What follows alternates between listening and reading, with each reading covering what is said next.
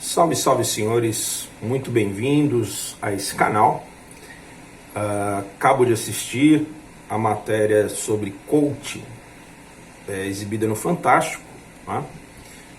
Se eu não me engano, eu fiz um outro vídeo há um tempo atrás dando minha opinião sobre coaching e me chamou a atenção vários pontos nessa matéria que eu quero aqui dividir com vocês e, enfim, pensar junto, né? Primeiro, o formato da matéria, né? Acho que é importante nós vermos o desenho editorial dessa matéria, né? Para variar, mais uma vez, a gente tem o Christian Dunker ali, né? Fazendo ponderações, um nome relevante na psicanálise, né? Porém, um psicanalista avaliando, né, o que os coaches vendem, né? Acho esse uma questão importante da gente pensar, né? A rigor, a psicanálise é uma prática, é uma posição ética fundamentada no inconsciente, tá? E existem várias escolas de psicologia, umas que a gente poderia pensar mais simpáticas ao coach e outras mais distantes, né? O Dunker faz ali bota uns panos quentes, tenta analisar os dois lados, mas claramente é um crítico do trabalho do coaching, né? Existe também a fala de uma pessoa do Conselho Federal de Psicologia, né, analisando aí o fenômeno do coaching. Levantam a bola da regulamentação do coaching, dão espaço para alguns coaches falarem, né, e tentam ali colocar os dois polos da questão, né? Muito delicado colocar o dedo aí nessa ferida, né, vamos chamar assim, nesse novo mercado, né? Se trata de um novo mercado que a gente pode ter todas as críticas a ele, mas é um mercado que ganhou as graças de muita gente, né? Bom, todos os coaches ali definem de uma forma muito clara o que eles procuram, né? Eles procuram um aumento da performance, né?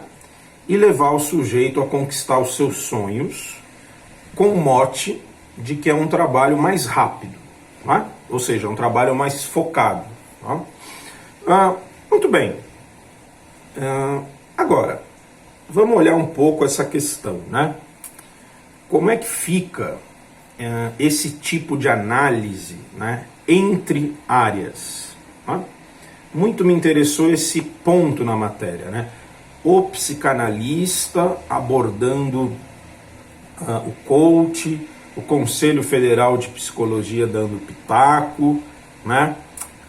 O governo, né, como uma entrada de regulamentação dessa profissão, enfim. A gente tem todos esses elementos circulando em torno desse assunto intrigante, né? Desse assunto curiosíssimo, né? Enfim, e no centro dessa discussão vem um argumento que eu considero delicado, que é uma espécie de demagogia, não é? Quer dizer, todos estão preocupados no bem-estar das pessoas, né? A psicanálise está muito preocupada com isso, a psicologia está preocupada com isso, né? Quer dizer, ou seja, nós todos aqui somos bons moços e boas moças, preocupados com a saúde mental das pessoas serem enganadas, né? Queria perguntar para você aí do outro lado e te escutar, né? Você acha que esse argumento ele é o coração das preocupações com relação ao coaching, ou a gente está falando de uma briga por mercado, né? Porque os senhores hão de convir comigo que eu posso fazer as mesmas críticas à psicanálise, as mesmas críticas à psicologia, não é? Charlatão e profissional mal intencionado, não é?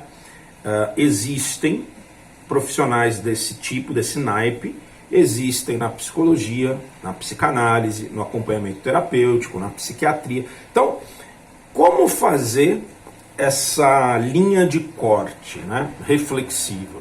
É um troço muito delicado, né? Posso lembrar aos senhores que a prática do acompanhamento terapêutico, por exemplo, aqui no Brasil, não é regulamentada. E os mesmos problemas que a gente encontra com coach, né, ou seja, coach quântico, coach DNA, coach de emagrecimento, né, quer dizer, essa ampla extensão de práticas com o nome de coach, nós também encontramos no campo do acompanhamento terapêutico, né? O acompanhamento terapêutico ele tem ele é datado, né? Ele tem um processo pelo qual ele foi se introduzindo no Brasil, né? E um processo ligado à luta antimanicomial, né?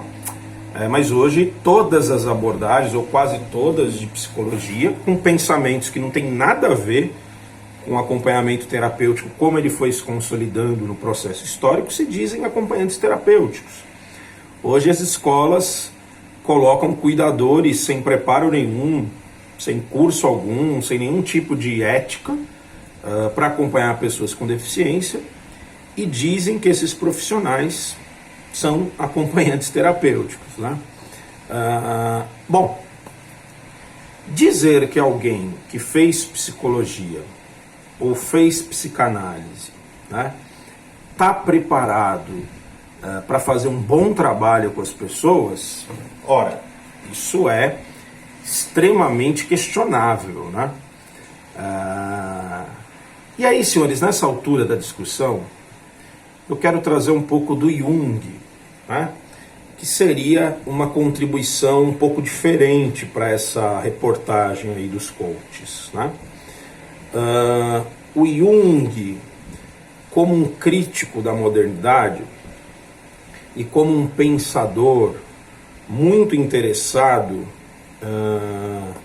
no desligamento que o homem atual fez da natureza, e nesse sentido da psique objetiva, dos arquétipos, etc. e tal, o Jung vai colocar de uma forma muito específica na sua obra que o homem moderno, esse homem que se guia pela razão, pela ciência, esse homem que se vangloria dos seus avanços, né? Esse homem, na medida em que ele foi desenvolvendo a consciência, todas aquelas forças irracionais e inconscientes foram sendo jogadas para o inconsciente, né? E aí, não quer dizer que essas forças desaparecem. Quer dizer que esse homem, ao se desligar, né, de conexões outras, ele fica muito vulnerável, ele fica muito frágil, ele fica muito desamparado, né? Nesse sentido, Jung também vai pensar a decadência da influência cristã, não é? E como isso abriu uma ferida profunda, e esse homem ele está órfão, né? Forças poderosas do inconsciente, muito além da consciência, levam esse homem a procurar novos vínculos, novas conexões e novos rituais. Então, eu tenho a impressão, senhores, que a discussão mais profunda a respeito do coach vai aí, né? Quer dizer, o que acontece com uma pessoa que faz uma vivência no Instituto Tadashi e fica lá um fim de semana? O que acontece com uma pessoa que faz um curso de coach? O que acontece na relação de uma pessoa que entrega os problemas da sua vida para um coach, né? Quer dizer, o que dispara nessa pessoa, né? Bom, você pode, com uma lente muito limitada e de reserva de mercado, achar que tudo isso é um absurdo, né?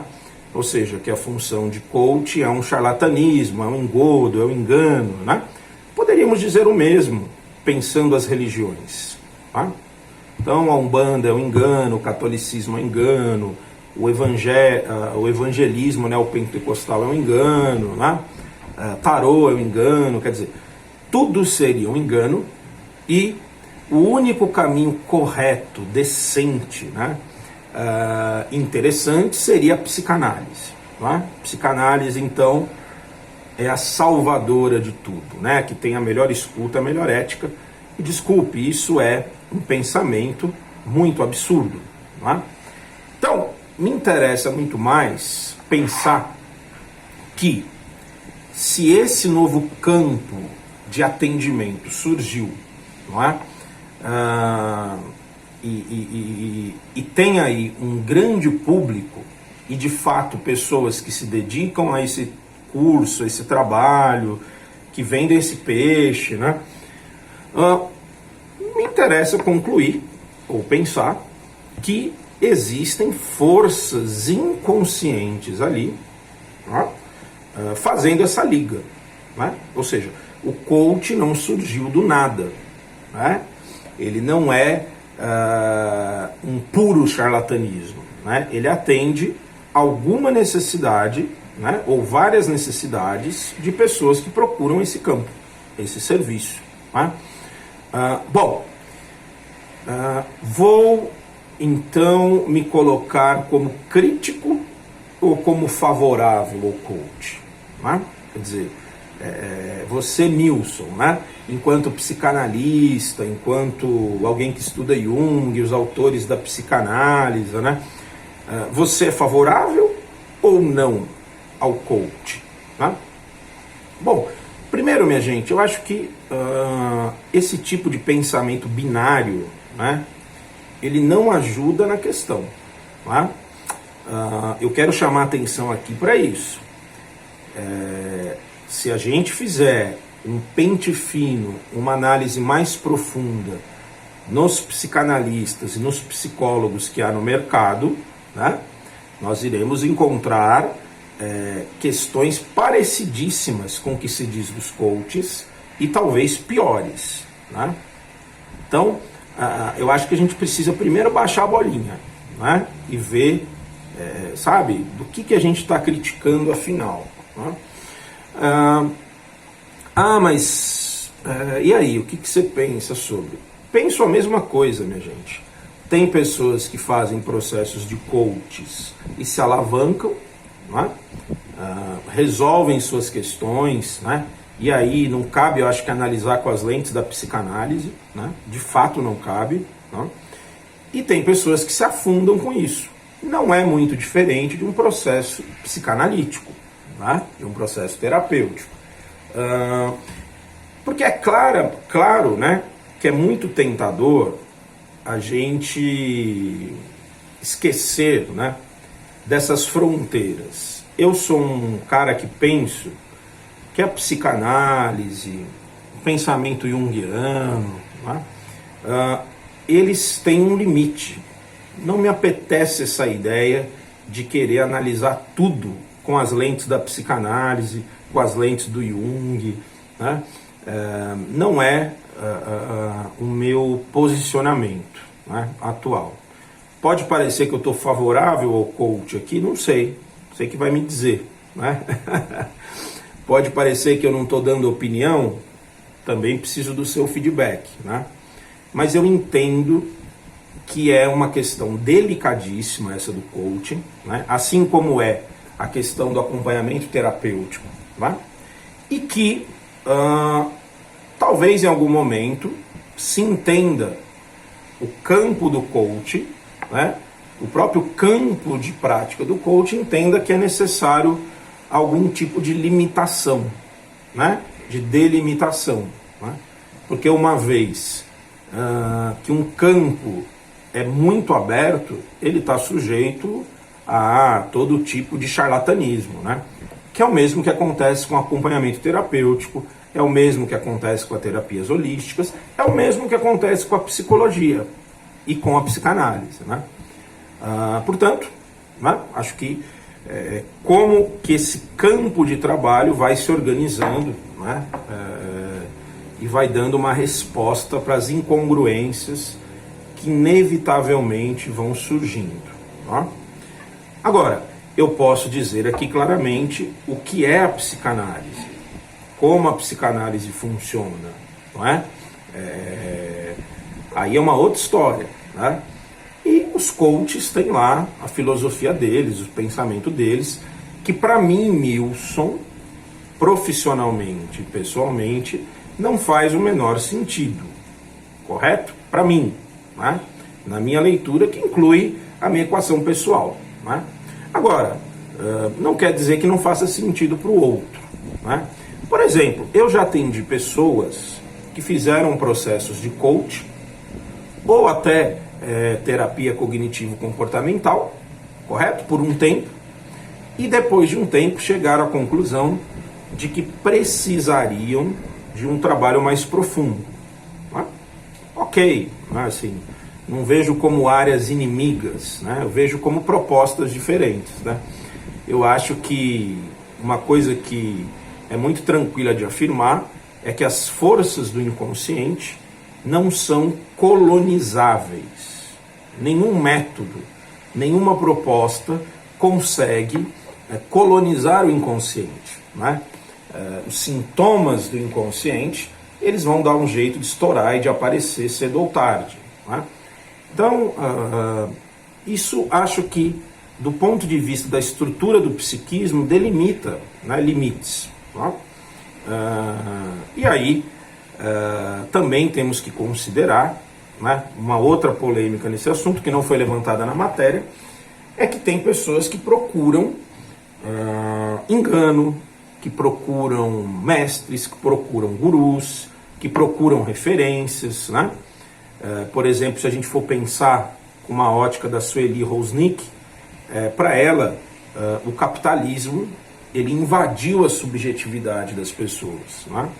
Então a pessoa passa a pensar, a planejar e a viver com as bases do mercado, com as bases da performance, com as bases da competência, com as bases do sucesso, né?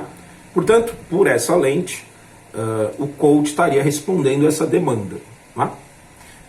A coisa iria mais ou menos por aí. Mas quero te ouvir, veja a matéria no Fantástico, analise o que eu disse aqui, deixe o seu comentário, será um prazer ouvir aí sua crítica, seu posicionamento, tá bom? Não esqueça de deixar o like e se inscrever no canal. Até mais, tchau, tchau.